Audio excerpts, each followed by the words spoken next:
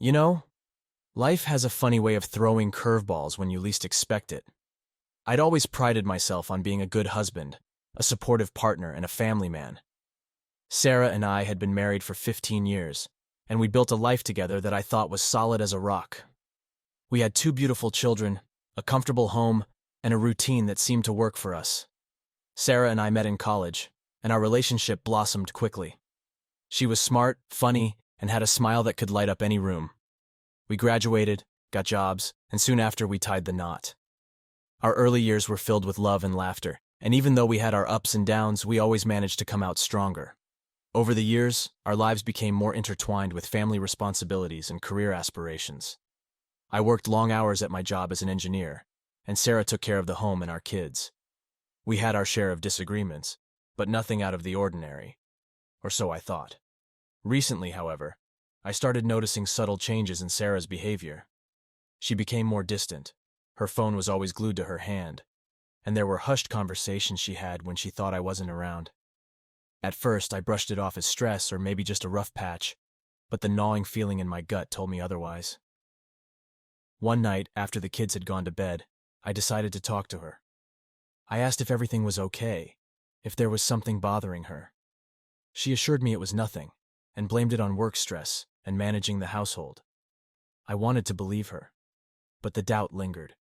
It was a Saturday afternoon when I first noticed something that truly set off alarm bells. Sarah had gone out to run some errands, leaving her phone behind by mistake. I picked it up to place it on the charger and noticed a text message from an unknown number. Curiosity got the better of me and I opened the message. "Can't wait to see you tonight. B." My heart sank. This wasn't just a friendly message. It was something more. I felt a mix of anger, confusion, and hurt wash over me. Who was B? And why was he texting my wife? As I sat there, staring at the message, a whirlwind of thoughts flooded my mind. I needed to know the truth, but I didn't want to jump to conclusions. Maybe there was a reasonable explanation, I told myself. Even though deep down, I knew this wasn't a simple misunderstanding. The signs were there, and I could no longer ignore them. The late-night phone calls, the sudden interest in her appearance, the mysterious errands. I had to find out what was really going on, even if it meant confronting a reality I wasn't ready to face. That was the moment my life took a turn I never saw coming. Little did I know, the truth I was about to uncover would shake the very foundation of everything I believed in. The days following that fateful discovery were a blur. I couldn't shake off the unease gnawing at me. Sarah's actions seemed more suspicious by the day. Every time she left the house, my mind raced with possibilities, and every time she returned, her behavior seemed more distant, more guarded. One evening, I decided to take a more direct approach. I had to know the truth. Sarah mentioned she was meeting a friend for coffee, so I decided to follow her. I felt like a character from some detective novel, my heart pounding as I kept my distance, careful not to be seen. Sarah drove to a part of town we rarely visited, a more secluded residential area. I parked a few houses away and watched as she pulled into a driveway. She got out of the car, glanced around nervously, and then approached the front door of a modest two-story house. The door opened, and a man stepped out to greet her. He wasn't just any man, he was her brother, Jack. I couldn't believe what I was seeing. Sarah and Jack embraced, their hug lingering a bit too long for siblings. My stomach churned with a mix of disbelief and rage. I wanted to storm in there and demand answers, but I knew I needed to keep my cool and gather more evidence. After what felt like an eternity, they went inside, closing the door behind them. I waited for a few minutes before quietly approaching the house. I peeked through the front window, my heart hammering in my chest. The living room was empty, but faint sounds of laughter and conversation drifted from upstairs. I moved around to the side of the house, where a small window provided a view of the upstairs bedroom. Standing on tiptoe, I peered inside and saw them.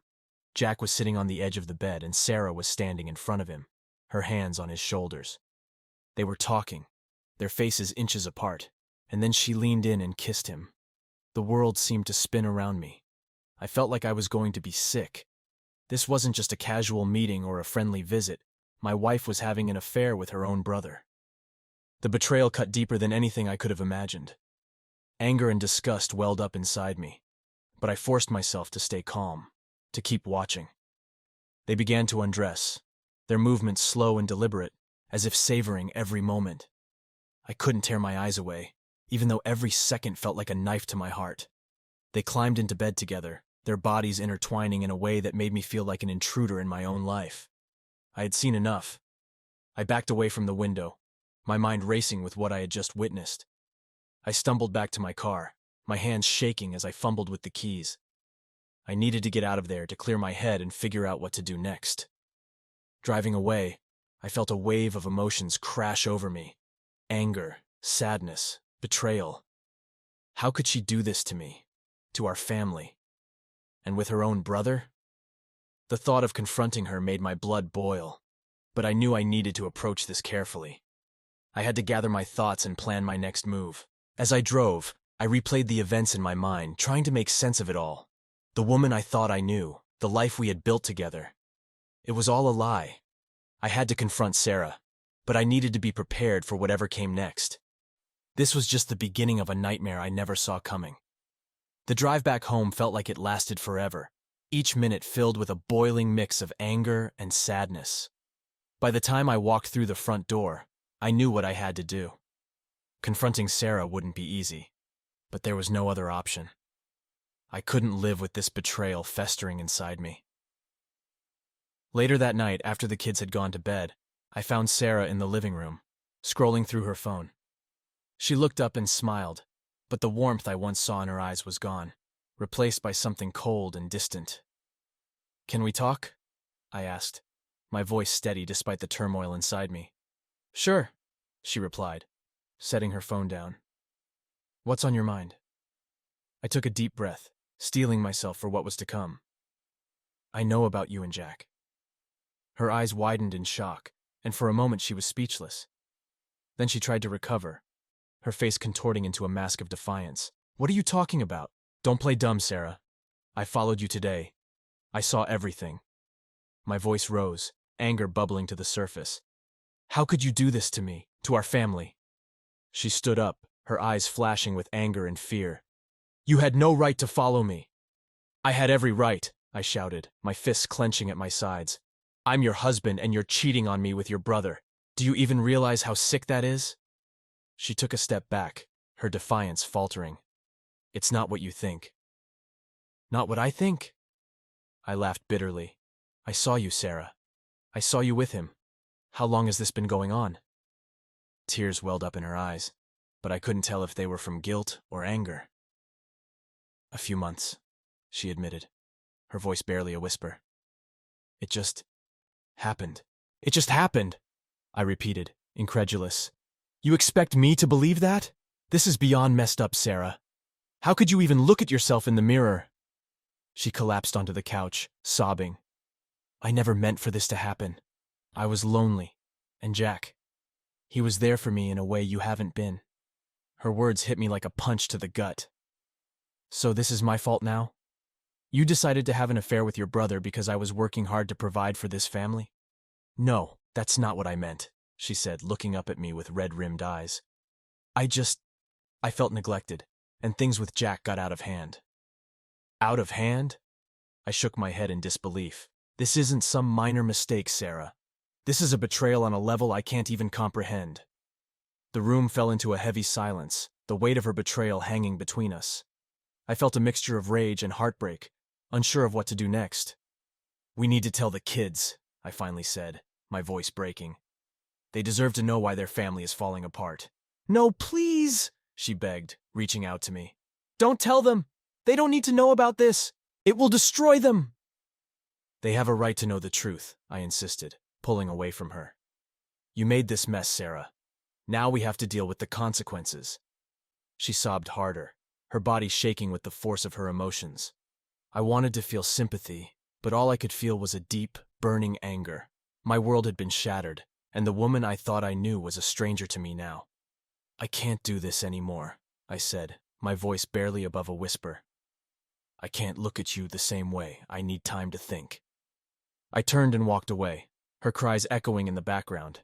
I needed space, needed to clear my head and figure out what to do next. The betrayal was too fresh, too raw. And as much as I wanted answers, I knew they wouldn't bring me the peace I desperately needed. The days that followed were a blur of anger, pain, and confusion. I couldn't sleep, couldn't eat, couldn't focus on anything other than the betrayal that had torn my life apart. I needed to do something, to take control of the situation and make Sarah understand the gravity of her actions.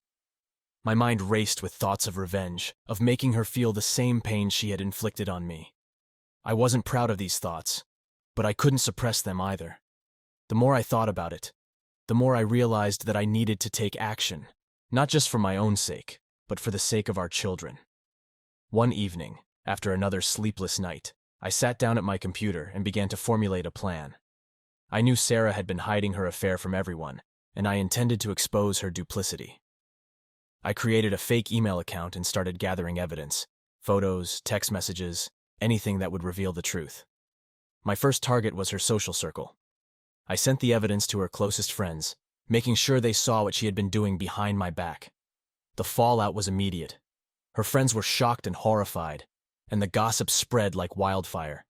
Sarah's social standing was shattered, and she became a pariah in her own community. Next, I turned my attention to our family. I called a family meeting, inviting everyone over under the pretense of discussing a serious matter. When everyone was gathered in the living room, I calmly stood up and revealed the truth about Sarah's affair with her brother. The room erupted in chaos, shouts, tears, and accusations flying in every direction.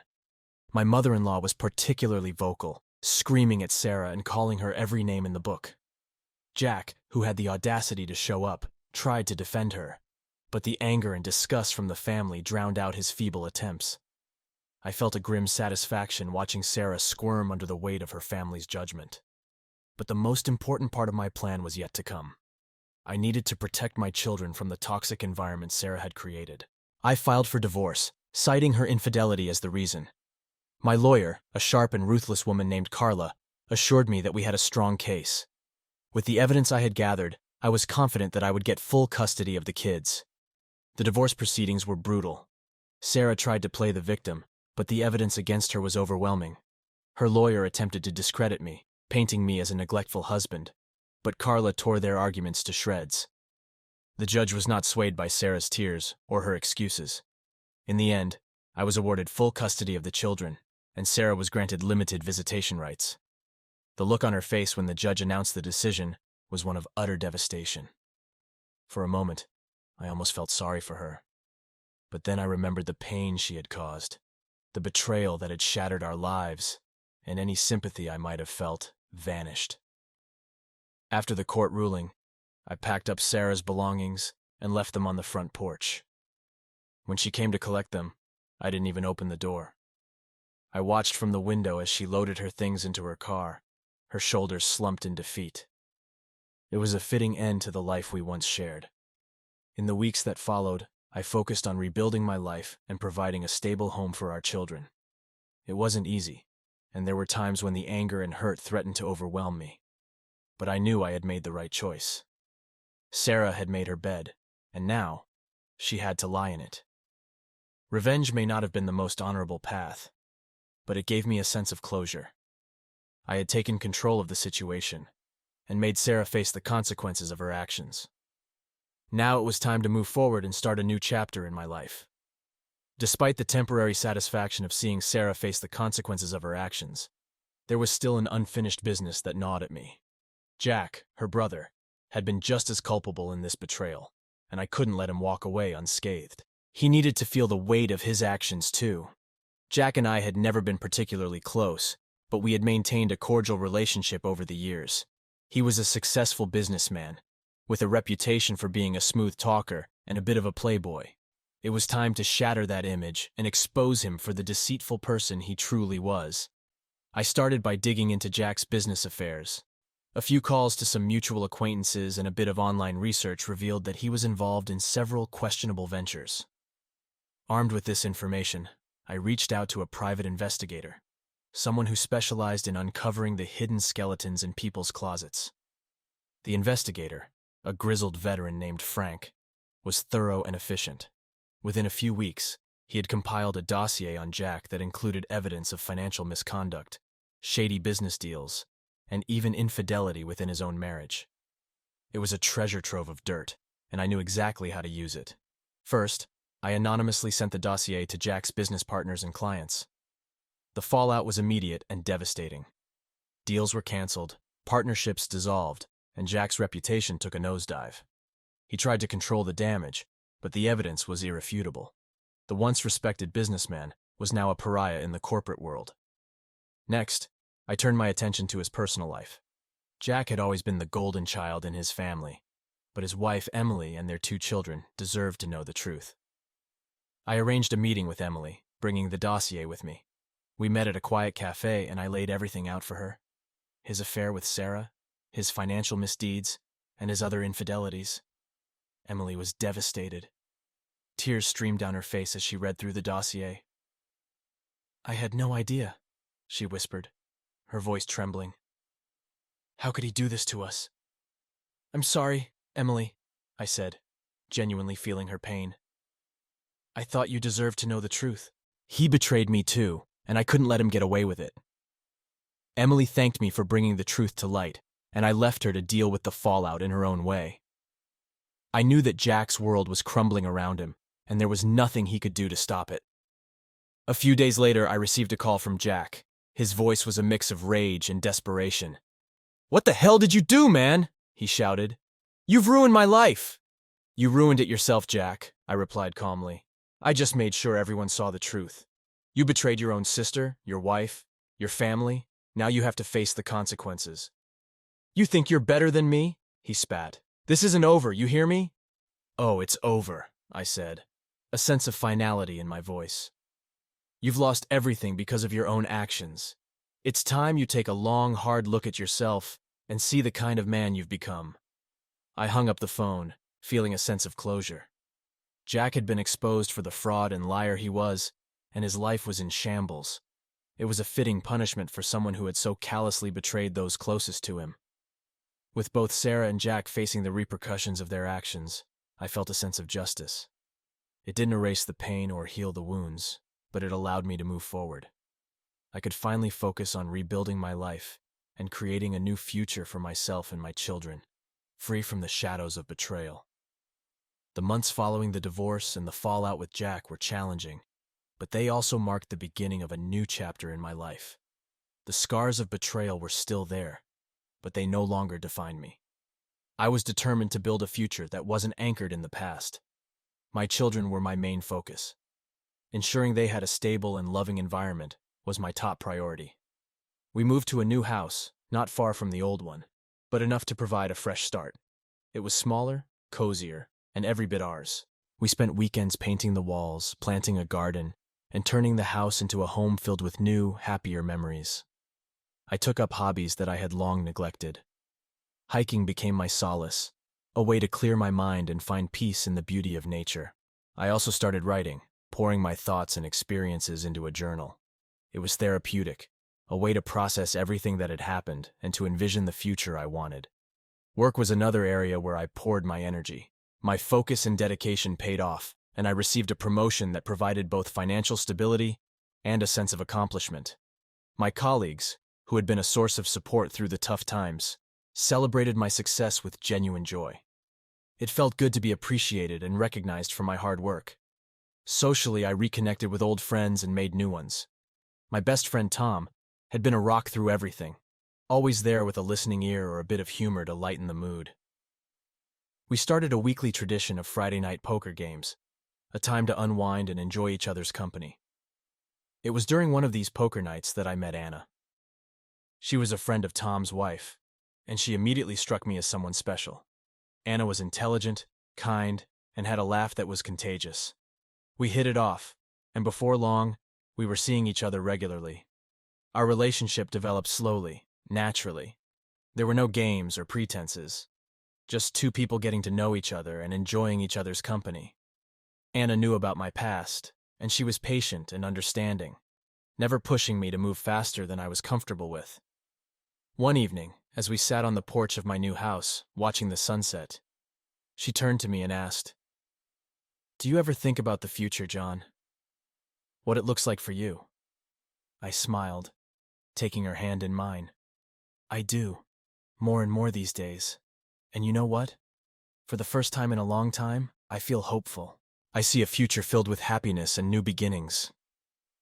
Anna squeezed my hand, her eyes shining with warmth. I'm glad to hear that. You deserve all the happiness in the world. As the weeks turned into months, our relationship deepened. Anna became a fixture in my life. Not just for me, but for my children as well. They adored her, and she treated them with the same love and care that she showed me. We spent weekends together, exploring new places, cooking meals, and simply enjoying the comfort of each other's presence. Reflecting on my journey, I realized that while the betrayal had been a devastating blow, it had also been a catalyst for change. It forced me to confront the realities of my life and make choices that ultimately led to a better, more fulfilling existence. Life had a way of surprising me, both with its challenges and its blessings. I had learned to cherish the moments of joy, to hold on to the people who truly mattered, and to let go of the pain that had once consumed me. Standing on the porch, with Anna by my side and the sun setting on another beautiful day, I knew that the future was bright. The road had been rough, but it had led me to a place of peace and happiness, and for that, I was grateful.